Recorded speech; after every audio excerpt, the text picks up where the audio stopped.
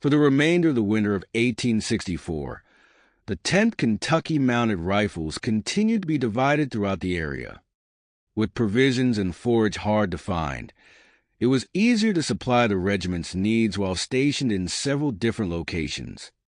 So, Major Chenoweth allowed one company to go to Whitesburg to camp.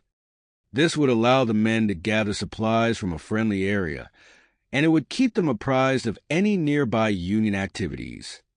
In April, the men in Letcher County knew that they would soon have to return to Virginia and began to look for reasons to prolong their stay.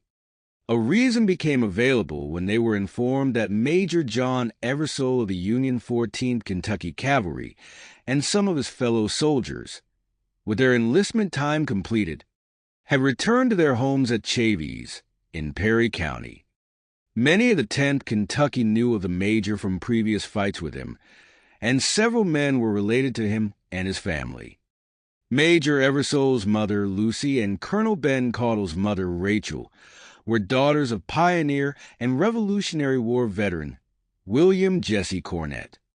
Several of William's grandsons, as well as other relatives, were serving in the 10th Kentucky.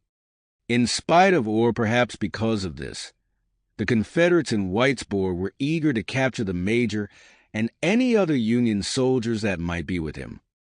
On May 1st, 1864, the company of the 10th Kentucky Mounted Rifles rode out of Whitesburg and headed for Chavies.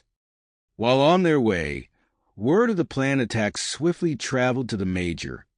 Though he did not know when the Confederates might attack him, Major Eversole called all of the local Union soldiers that were now home to gather at his home at Chavies.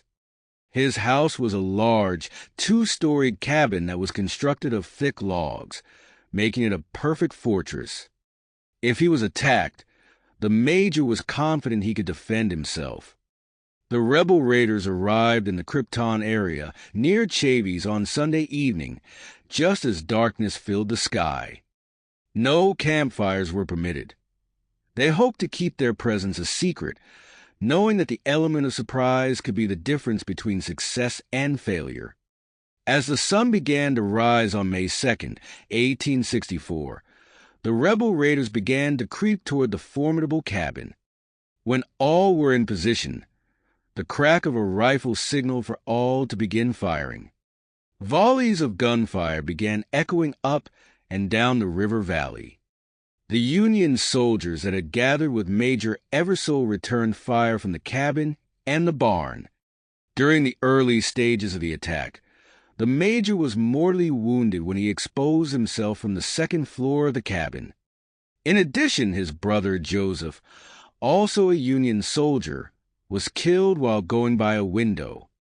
The thick logs easily absorbed the heavy lead bullets, but some did find openings, cracks, and windows.